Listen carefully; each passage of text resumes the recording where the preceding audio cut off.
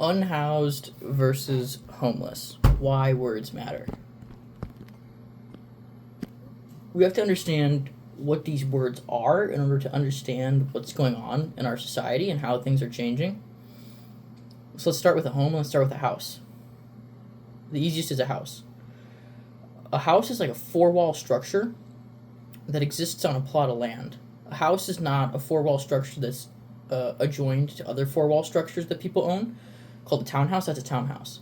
A house is not an apartment. That's an apartment.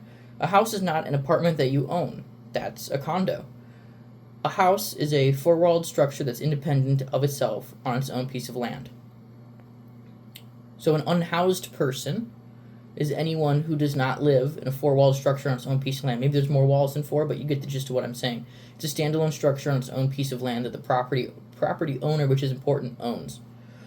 So technically, if we're talking about the unhoused as homeless people, we should also consider apartment dwellers to be part of the greater unhoused community, as we should condo owners, as we should townhouse owners. They are all part of the greater unhoused community, as they are not house owners.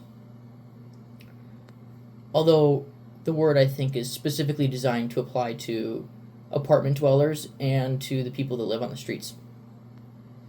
What is a home?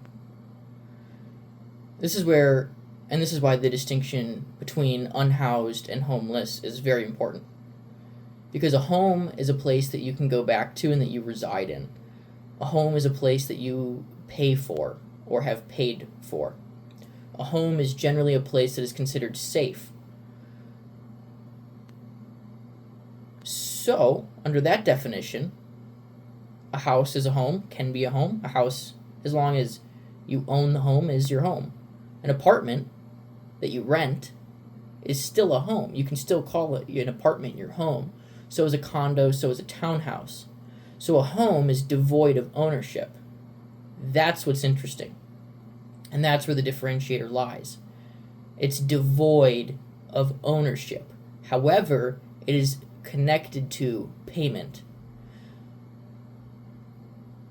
That's why the distinction between the unhoused and the homeless is so important, and why the change in the word drastically changes the landscape and supports the case that we have a socialist society that is attempting to take over home ownership and is trying to take property away from people.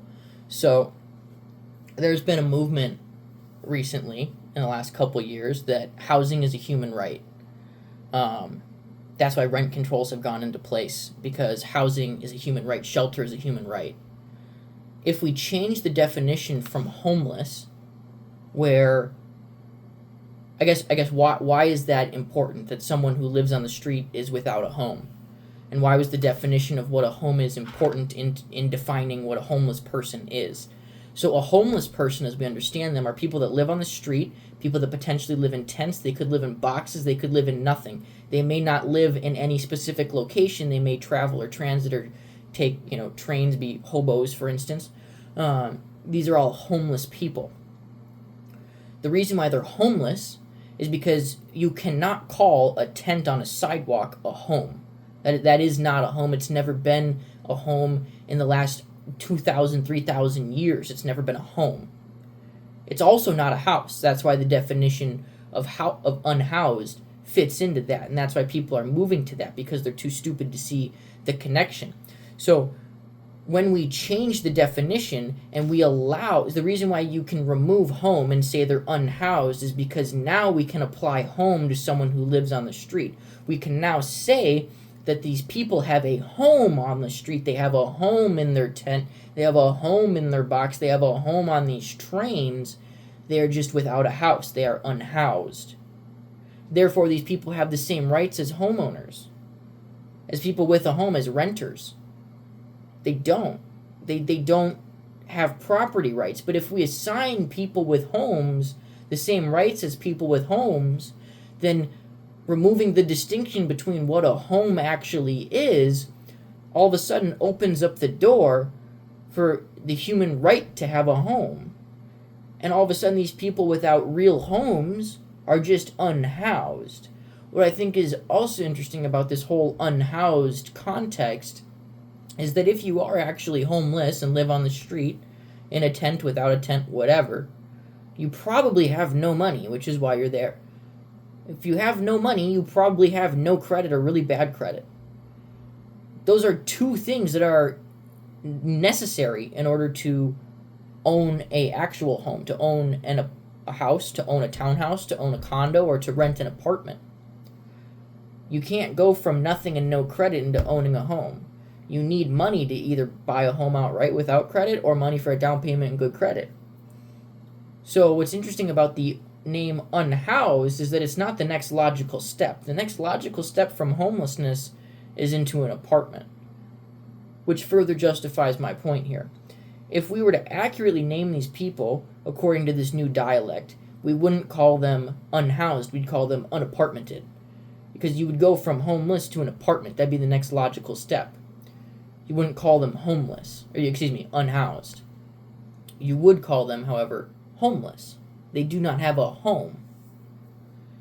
So we have to be careful, and this is why words matter, because when we change the definition, we haven't changed the definition of anything.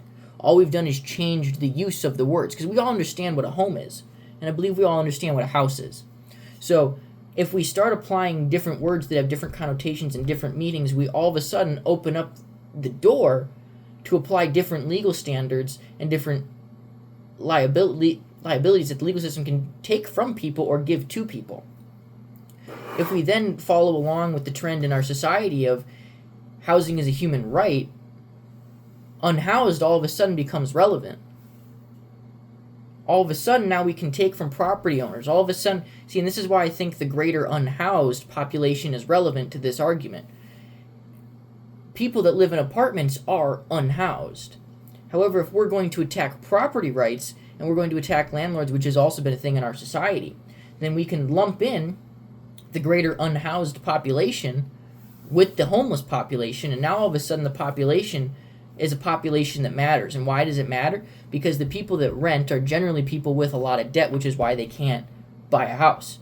The debt is either preventing them credit-wise from being able to actually own a house. They won't qualify for a mortgage.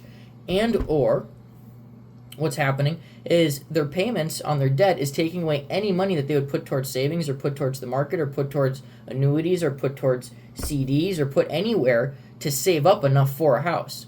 So the debt is taking from these people, forcing them to be unhoused, not homeless, but unhoused, and live in apartments. So if you logically track where this is going, we've now grown the group of people that we're talking about exponentially by changing just one word. We've also then opened up the conversation to rights. We now went from homeless people and talking about safety, because that's where the conversation used to be. It used to be about we want homeless people to be safe, not be on drugs, all this and that. To now all of a sudden we're having a conversation about a human right of housing, the human right to shelter.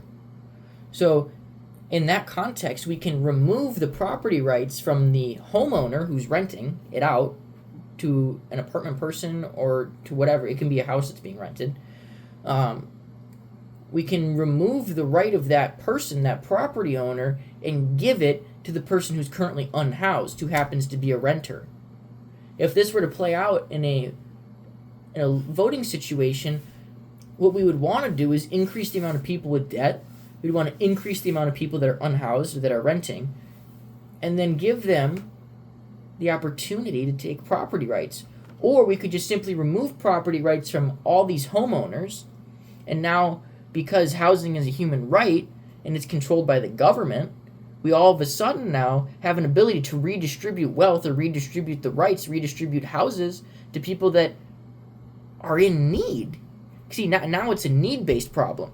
So before, where homelessness was a problem with people on drugs and was a problem with people with addiction, was a problem with people that were mentally ill, all of a sudden, by changing the word from homeless to unhoused, we've turned it into a human rights problem that affects a large majority of our population, a large majority of our young population, and negatively impacts an older generation where there's a lot of negative sentiment about these boomers that own all the wealth and that own all these assets, all these corporations that own all these houses and things like that.